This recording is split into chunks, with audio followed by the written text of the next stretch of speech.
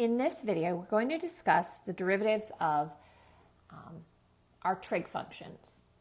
And in the previous video, I proved to you the derivative of sine is cosine.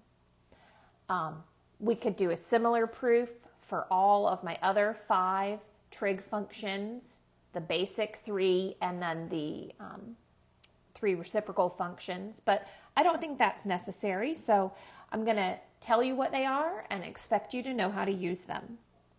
So thinking about this, the derivative with respect to x of the function sine of x, that derivative is cosine x.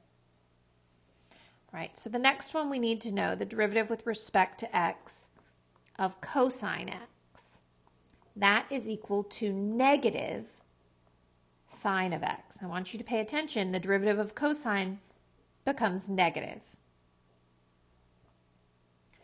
All right, so we also know the derivative with respect to x of tangent x. The derivative with respect to x of tangent x is secant squared x.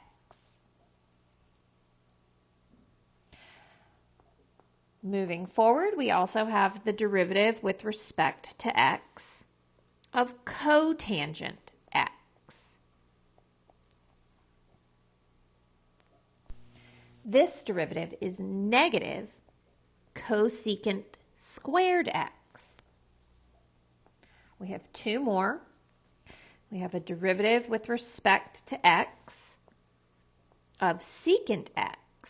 The derivative with respect to x of secant x is secant x tangent x.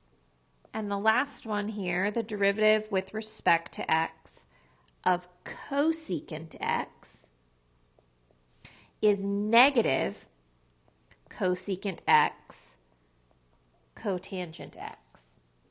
One thing I want you to notice, we took the derivative of sine became cosine. The derivative of cosine was negative sine. So when we think about sine and cosine, cosine is the co-function to sine. It's not reciprocal, it's the co-function. And so the derivative of that co-function was negative. Thinking about this tangent, the derivative was secant squared, its co-function was negative cosecant squared x. And the same with secant and its co-function cosecant. All right, secant is secant times tangent when we take the derivative. Cosecant is similar. It's cosecant times cotangent, but it is negative. So maybe some patterning will help you memorize and know these, but these are things that you're expected to know moving forward, taking the test in class and online.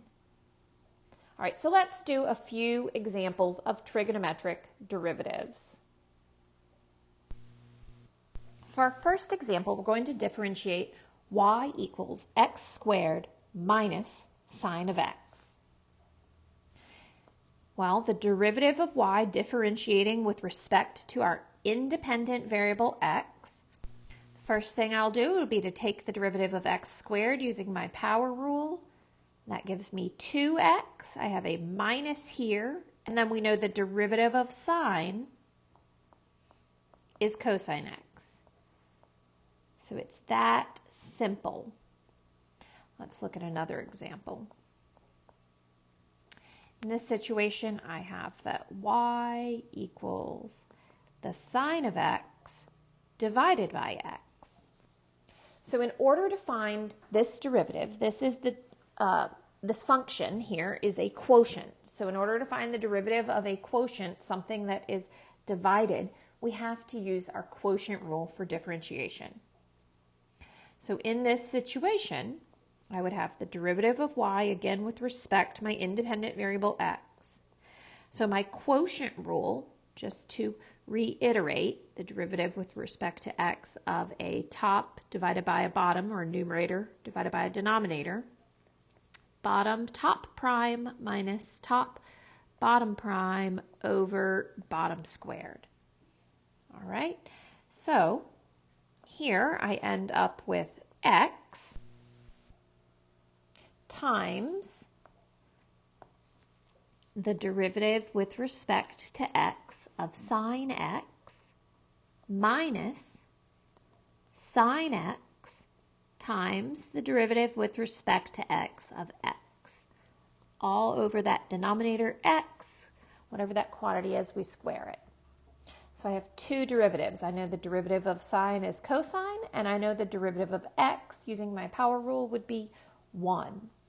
So this simplifies, and I get that dy dx is x, the derivative of sine is cosine x, minus the sine of x, and that would be times 1, which we do not have to write, all over x squared. And this is perfectly acceptable as your final answer. You could go so far as to write that as cosine x over x minus sine x over x squared. That would be equal, but I don't see a reason for that here. All right, so let's continue doing a few basic examples.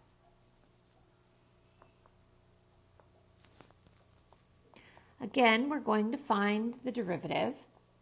Here I have f of x equals 5x plus the cosine of x.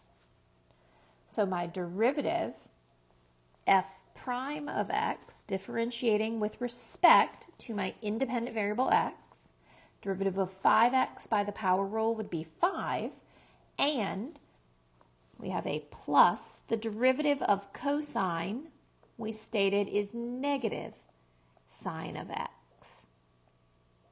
So this is the same as f prime of x equals 5 minus the sine of x.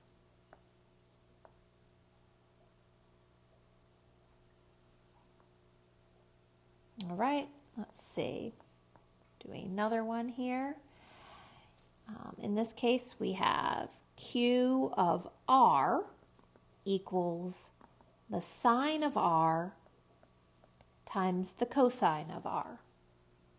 In this situation, this is sine times cosine. So the operation here in the middle is multiplication. And in order for us to find the derivative of something that's multiplied, we have to use our product rule. And the product rule, derivative with respect to x of a first and a last, an a and a z, we would say it would be a z prime plus z a prime. So in this situation, q prime of r, that would be the sine of r times the derivative with respect to the independent variable r of cosine r plus cosine r times the derivative with respect to the independent variable of sine r. Now we know the derivative of cosine. The derivative of cosine is negative sine, and the derivative of sine is positive cosine. So q prime of r equals sine of r. As I just said, the derivative of cosine is negative sine of r plus cosine r, and the derivative of sine is cosine r. Simplifying, q prime of r is negative sine squared of r plus cosine squared of r. Now I could rearrange this just for the sake of getting that leading negative out of the front. Cosine squared r minus sine squared r. All right, now this is an identity. Because we know all of our identities from trig, we know that it is not the Pythagorean identity. Remember, our Pythagorean identity says that sine squared x plus cosine squared x equals 1. Is this that same product? The answer is no. This is cosine squared x minus sine squared x. And that is the same as our cosine double angle. So cosine 2x is cosine squared x minus sine squared x. So this is a cosine double angle identity. And I could simplify this and say, well, this is the same as cosine of 2r. That would be my final answer here. So in this video, I know I did only derivatives with sine and cosine in them, but we'll do another video, and I need you to make sure you know how to handle derivatives with tangent, cotangent, secant, and cosecant as well.